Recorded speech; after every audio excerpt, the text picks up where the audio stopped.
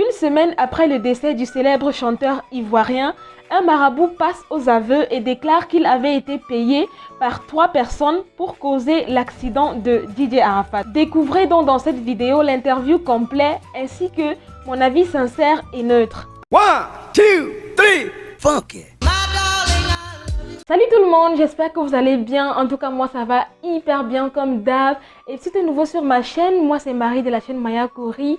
Et bien évidemment, avant de commencer cette vidéo, je t'invite à rejoindre la team et à me soutenir en t'abonnant à ma chaîne juste là en bas et en activant la cloche de notification.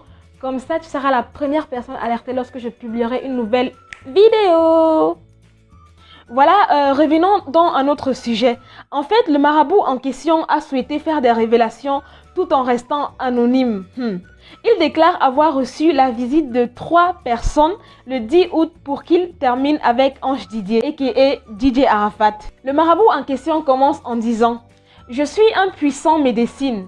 Beaucoup de gens viennent à moi pour toutes sortes de rituels. Je suis connu ici dans mon pays. Je fais toutes sortes de choses. Je peux même guérir le VIH-Sida. » C'est le 10 août que 3 jeunes hommes sont venus me voir et m'ont dit qu'ils voulaient en finir avec quelqu'un qui les a mis en colère ces derniers temps. Ils m'ont dit qu'ils voulaient qu'ils aient un accident qui le rendait incapable de marcher ni de chanter.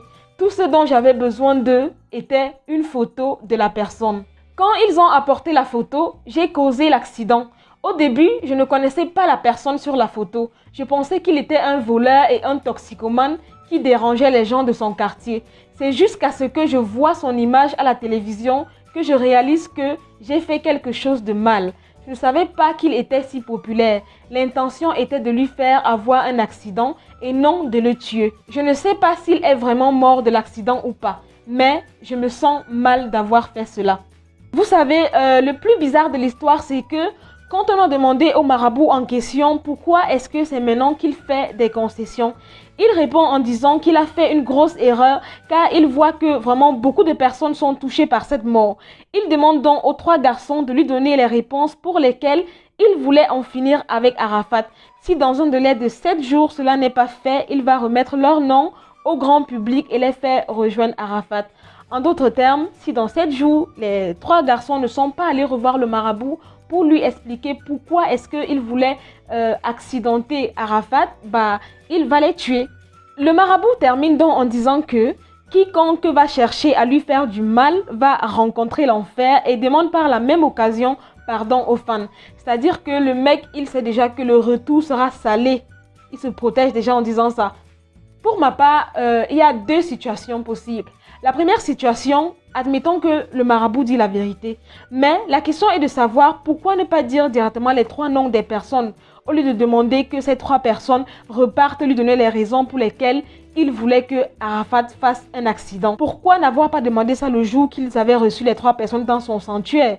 D'où la deuxième situation qui est peut-être que le marabout ment, il dit pas la vérité et veut juste profiter de la situation pour se faire un peu de blé et de publicité à lui. Parce que, admettons que cela soit faux et qu'il décide quand même de faire le chantage à 3 personnes qu'il aurait choisi hasardeusement. Les personnes, même si elles sont pas coupables, vont vouloir lui donner de l'argent pour sauver leur peau. Puisque les fans ne vont vouloir rien entendre, ils vont pas chercher à savoir si le marabout dit la vérité ou pas. Et donc, si le marabout donne le nom des 3 personnes aux fans, leur vie est en danger. Donc, forcément, ils vont vouloir aller rencontrer le marabout pour parler avec et tout. En tout cas, vraiment, on ne sait plus qu'est-ce qui est vrai dans cette histoire ou qu'est-ce qui est faux. C'est tout le monde qui se lève pour faire des révélations. Oh, Arafat s'est incarné en moi. Oh, Arafat m'a parlé en songe. Et aujourd'hui, c'est le marabout. En tout cas, dites-moi ce que vous en pensez en commentaire. Éclairez-moi. Dites-moi si je me suis trompée ou pas. En tout cas, j'espère que cette vidéo t'a plu. C'est le cas, like, commente, donne ton avis. Et surtout, abonne-toi. Quant à moi, je te dis à très bientôt pour une nouvelle vidéo. Bye!